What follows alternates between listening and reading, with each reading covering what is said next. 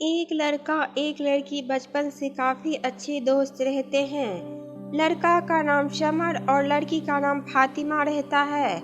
दोनों इतने अच्छे दोस्त रहते हैं कि दोनों एक ही स्कूल एक ही कॉलेज में साथ में ही एडमिशन लेते हैं। धीरे धीरे बड़े होते हैं तो फिर फातिमा की फैमिली सोचते हैं अब दोनों बड़े हो गए हैं, क्या ये दोस्ती रखना सही है।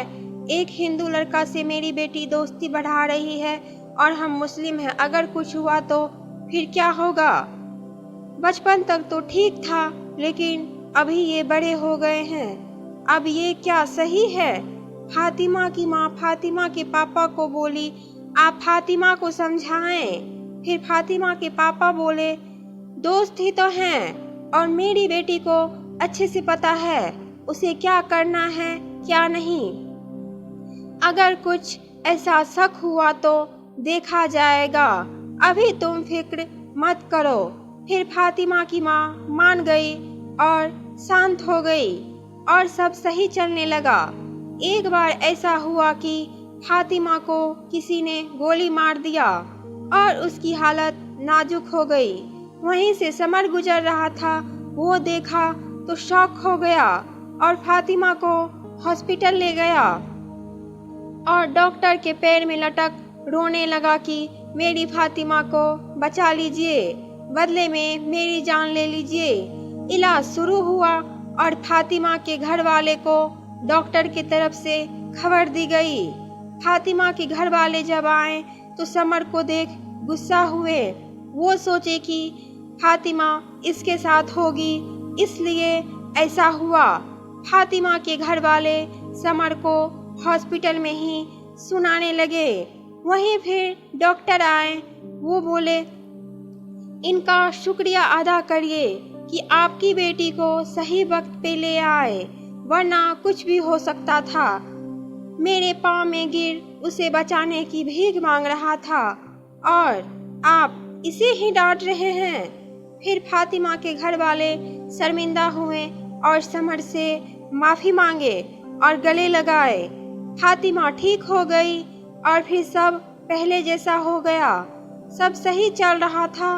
और फिर समर की फिक्र और कैसे डॉक्टर के पास फातिमा को बचाने की विनती किया, ये बात फातिमा को पता चला।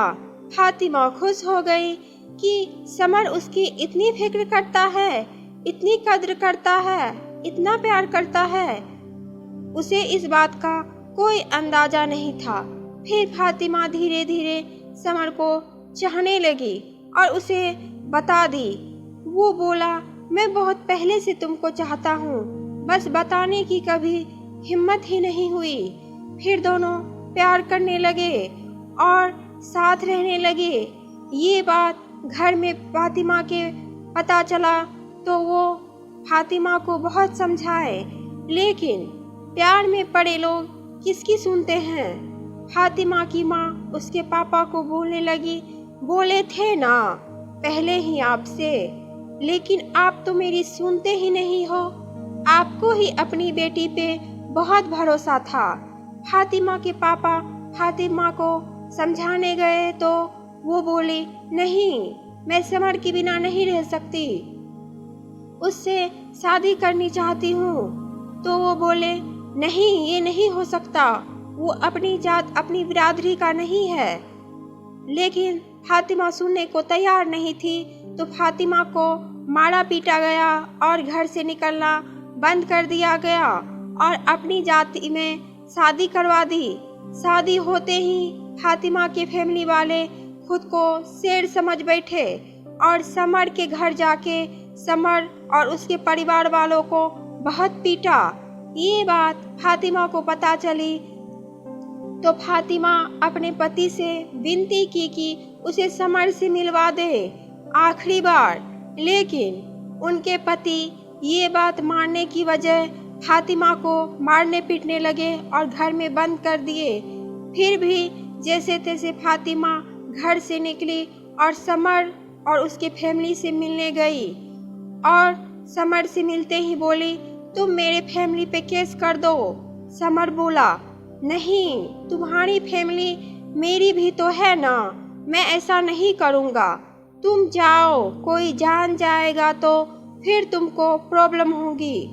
फातिमा सीधा अपने मायके गई और अपने फैमिली को बोली, आपने जो बोला मैंने किया, फिर आपने समर और उसके फैमिली के साथ ऐसा सलूक क्यों किया? अब मैं जो करूँगी वो आप लोग भी देखोगे। मैंने आपके इशारों पे बहुत नाच लिया, अब मैं ऐसा नहीं करूँगी। अब मेरा जो दिल चाहेगा मैं वही करूँगी। फिर फातिमा सीधा अपने समर और उसके परिवार वाले के पास गई और उसका इलाज करवाई। सब ठीक होने के बाद समर से वो शादी कर ली और अपने पति को तलाक दे दी और पुलिस से विनती की कि उसे पुलिस सुरक्षा दी जाए और उसे अच्छे से पुलिस सुरक्षा भी मिली और वो दोनों साथ रहने लगे और खुश रहने लगे।